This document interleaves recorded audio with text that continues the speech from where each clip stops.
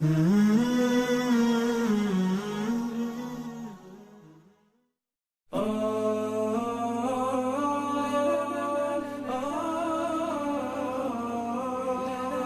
وصلی وسلم علی رسولہ الکریم، اما بعد فاعوذ باللہ السمیع العلیم من الشیطان الرجیم، بسم اللہ الرحمن الرحیم۔ وقالوا لولا نزل هذا القرآن على رجل من القریتین عظیم۔ ہماری بات چل رہی تھی نبی علیہ الصلوۃ والسلام کی نبوت سے پہلے والی سیرت کے حوالے سے۔ پہلی بات صداقت کے حوالے سے بیان ہو چکا ہے۔ دوسری خوبی آپ علیہ الصلوۃ والسلام کی امانت والی ہے۔ مکہ میں آپ علیہ الصلوۃ والسلام کو صادق کے ساتھ ساتھ امین بھی کہا جاتا تھا نبوت سے پہلے۔ آپ علیہ الصلوۃ والسلام 35 سال کے تھے عمر کے حساب سے۔ مکہ میں بیت اللہ کی دوبارہ تعمیر ہو رہی تھی، بارش میں نقصان ہونے کی وجہ سے مکہ کے لوگوں نے فیصلہ کیا تھا کہ اس کو دوبارہ بنایا جائے۔ جب دیوار میں حجر اسود کو گاڑنے کی بات آئی تو لوگوں میں جھگڑا ہو گیا، لڑائی ہو گئی۔ ایک کہہ رہا ہے کہ میں حجر اسود لگاؤں گا، دوسرا کہہ رہا ہے میں لگاؤں گا، کیونکہ یہ جنت کا پتھر تھا اور اس کو اعزاز ہے کہ یہ انسانوں کے گناہ چوس لیتا ہے بوسہ دینے سے یا چھونے سے۔ اس لیے ہر کسی کی خواہش تھی کہ اس بابرکت اور اس متبرک پتھر کو میں اپنے ہاتھوں سے لگاؤں۔ قریب تھا کہ اچھی بھلی لڑائی ہو جاتی تو عبداللہ بن امیہ کے نام سے ایک بزرگ آدمی تھا۔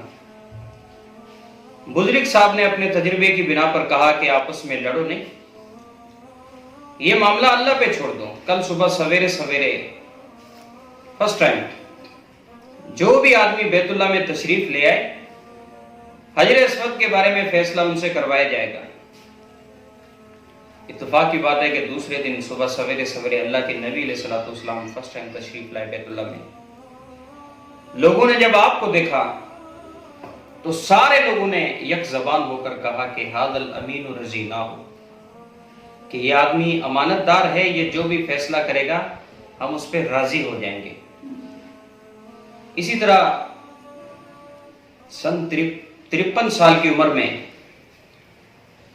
سن 13 نبوت، یعنی نبی بنے ہوئے آپ علیہ الصلوۃ والسلام کو 13 سال ہو چکے تھے۔ جب آپ ہجرت کر رہے تھے مکہ سے تو وہی لوگ جو آپ علیہ الصلوۃ والسلام کے قتل کے در پہ تھے، وہی لوگ جو آپ علیہ الصلوۃ والسلام کو قیدی بنانے پہ تلے ہوئے تھے، وہی لوگ جو آپ علیہ الصلوۃ والسلام کو ستانے میں پیش تھے، ان کی قیمتی اشیاء، سونا چاندی، پیسہ، پراپرٹی، مال، کاروباری چیزیں، تجارتی چیزیں، ساری آپ علیہ الصلوۃ والسلام کے پاس بطور امانت پڑی ہوئی تھی۔ بڑا ہی اچھا موقع تھا کہ آپ علیہ الصلوۃ والسلام اپنے ان سارے دشمنوں سے بدلہ لے لیتے۔ کیسے؟ یا تو ان سب کا سامان اٹھا کے اپنے ساتھ مدینہ چلے جاتے، کیونکہ مسلمانوں کے حالات کمزور تھے اس وقت، پیسے کی بڑی ضرورت تھی مسلمانوں کو۔ دوسری صورت یہ تھی کہ آپ ماچس کی تیلی جلا کے وہ جو بھی امانتیں تھیں ان سب کو جلا کے راکھ کر دیتے اور ان سے بدلہ لے لیتے۔ لیکن قربان جاؤں میں اپنے نبی کے کردار پہ کہ میرے نبی نے نہ تو ان کو ضائع کیا، نہ ان کو جلایا، نہ اپنے ساتھ مدینہ لے گئے، بلکہ اپنے کزن علی مرزا رضی اللہ تعالی عنہ کو اسپیشلی اس کام پہ مامور فرمایا کہ علی، میرے جانے کے بعد کل صبح سویرے سویرے لوگوں کی یہ جو امانتیں پڑی ہوئی ہیں، یہ امانتیں لوگوں کو واپس کر کے اس کے بعد آپ نے مدینہ کی طرف ہجرت کر کے آنا ہے۔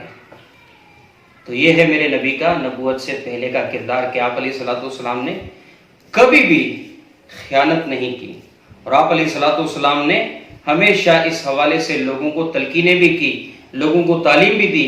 اس لیے میرے نبی نے فرمایا کہ لا دین لمن لا عہد لہ، کہ اس آدمی کا کوئی بھی دین نہیں ہے جو آدمی وعدے کی پاسداری نہ کرے، ولا عہد لمن لا امانت لہ، اور وہ آدمی کبھی بھی وعدے کی پاسداری نہیں کر سکتا جو کہ امانت دار نہ ہو، امانت کو کما حق ہو ادا کرنے والا نہ ہو۔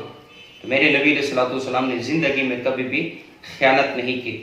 تو ہمیں بھی چاہیے کہ ہم اپنے نبی علیہ الصلوۃ والسلام کے اس کردار کو اپنانے کی بھرپور کوشش کریں۔ اللہ سبحانہ تعالیٰ سے دعا ہے کہ اللہ سبحانہ تعالیٰ کردار نبوی اپنانے اور اس پہ عمل پیرا ہونے کی توفیق عطا فرمائے۔ وما توفیق الا باللہ۔